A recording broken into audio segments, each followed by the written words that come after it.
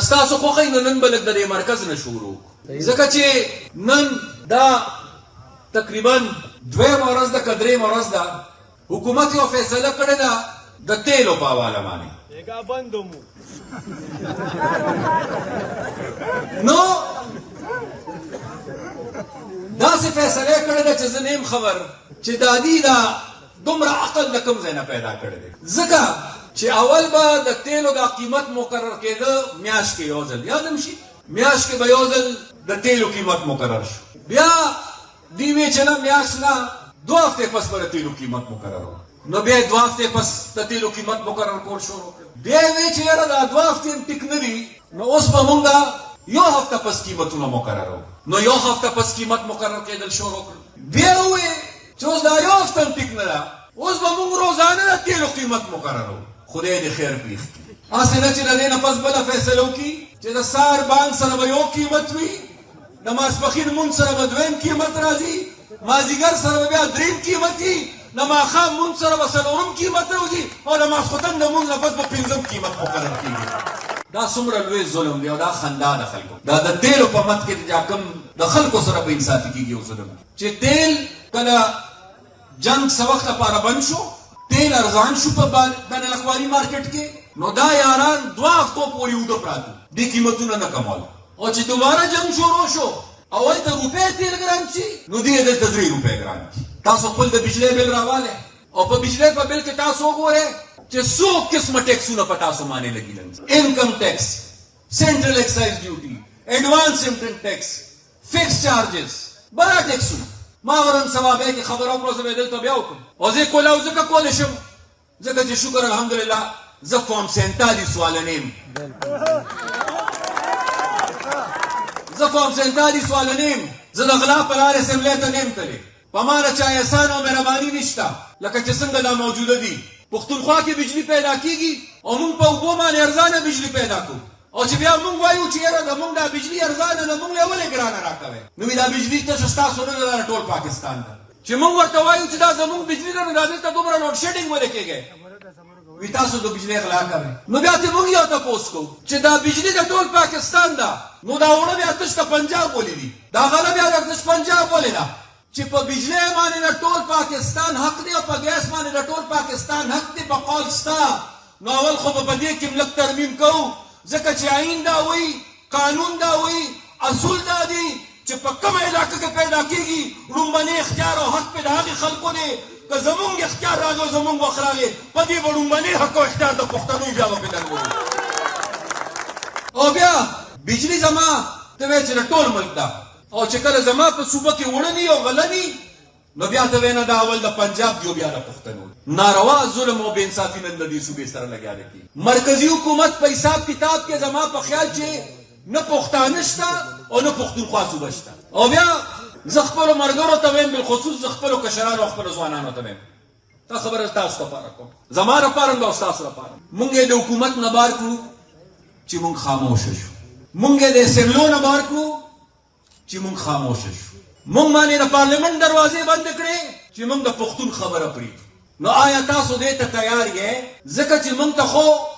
د مشرانو نه په وراثت کې هم دا ذمواري میلاو شوې نو نن په چکوتي کې د پیر صاحب په دې شمولیت او په دې عظیمه جرګه کې زه د خپلو سپینګیرو زه د خپلو ملګرو زه د خپلو وروڼو د خپلو کشرانو په موجودیت کې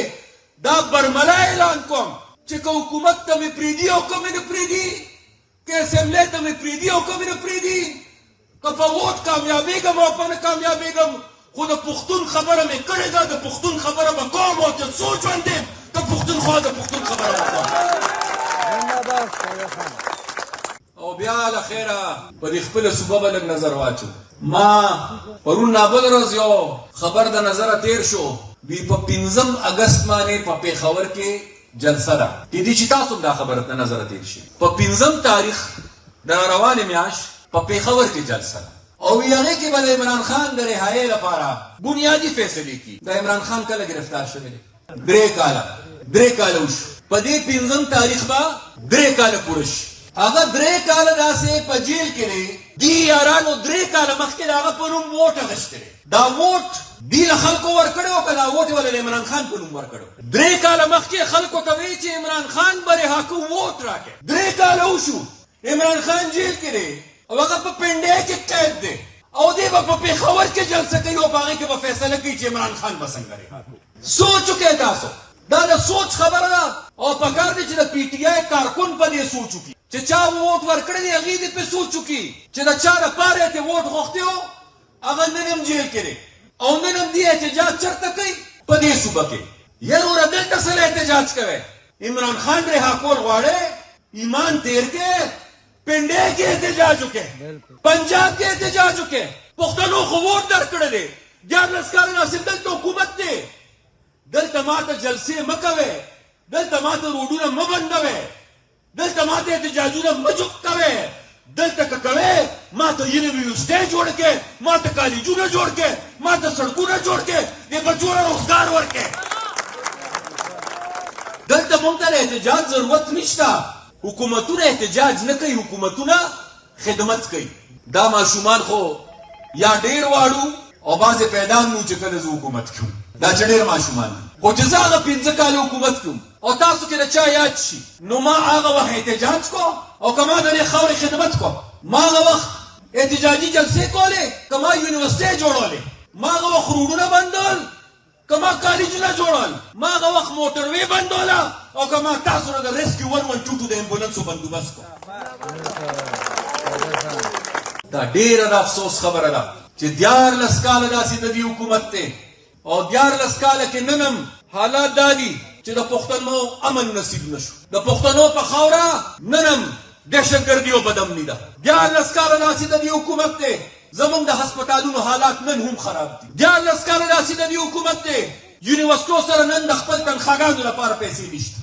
14 کاله داسې د دې حکومت دی او د دې صوبې قرضې کمې نه شوې بلکې د دې صوبې قرضې سیوا شوې 14 کاله داسې د دې حکومت دی سرکاري سکولونو کې چې کوم بچي بار دي د سکول نه بار دي د هغې تعداد کم نه شو د هغې تعداد سیوا شو 14 کاله داسې د بېروزګارو ځوانانو تعداد کم نه شو د بېروزګارو ځوانانو تعداد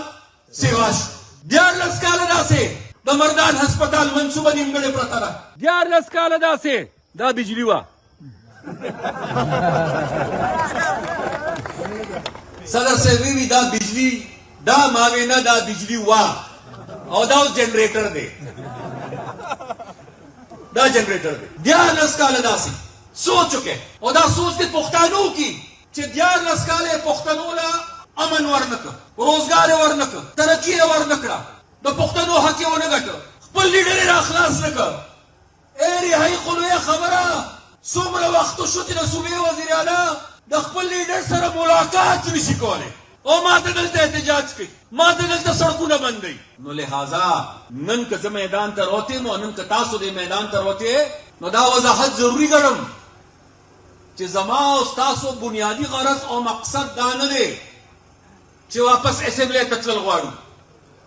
زه نن دې له نه یم راغلی چې زه تاسو ته دا ووایم چې تیر الیکشن کې که ماله چا ووټ نه راکړی نو مهرباني وکړئ دې الیکشن کې به ماله ووټ راکړی زه نن دې له نه یم راغلی زه دې له نه یم راغلی چې تاسو ته ووایم چې اسمبلی نه کله داسې بار شوی یم نو ډېر بېقرار یم ما واپس اسمبلی ته ولېږئ زه نن دې له نه یم راغلی زه نن دې له راغلی یم چې 14 کاله داسې د چا حکومت دی هغې په خپل ځان ښه پوهېږي هغې د ځان دپاره ښه پوهېږي خو د قام دپاره نه پوهېږي 14 کاله داسې د چا حکومت دی دا قام د دې 14 کاله کې ورځ تر ورځه پریشانو کې ډوبېږي لګیا دی او هغه خلک ورځ تر ورځه ښه کېږي لګیا دی زه چا پسې سپکې خبرې کول نه غواړم خو 14 کاله مخکې چې چا لومبني الیکشن کړو د هغې هغه حالاتو ته وګورئ او نن د هغې حالاتو ته 3 کاله مخکې چې چا الیکشن کړو د هغې د هغه وخت پوزیشن ته وګورئ او د هغې نن پوزیشن ته په فرق به په خپله پوه شئ نو زه نن د خپلو سپین ږیرو د خپلو مشرانو له دې له نه یم راغلی چې تش ورته ووایم چې ما ته دعا وکړئ چې زه اسمبلی ته لاړ شم زه د خپلو ځوانانو له تاسو نه زه دې له نه یم راغلی چې بچې شابه همت وکړئ خواري وکړئ ووټ باندې پیدا کوم ما واپس اسمبلی ته ولېږئ زه دې له نه یم راغلی زه د خپلو مشرانو نه نن ډېر راغلی وه چې نن د پښتون د جنګ دپاره څوک نشته زما مشرانو دعا راته وکړئ چې د پښتون د حق دپاره یو بهترین جنگ وکړی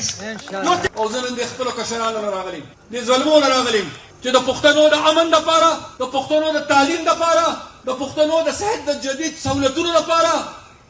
د پښتنو د ودانۍ آبادۍ او ترقۍ او د روزګار دپاره او د پښتنو د روښانه مستقبل دپاره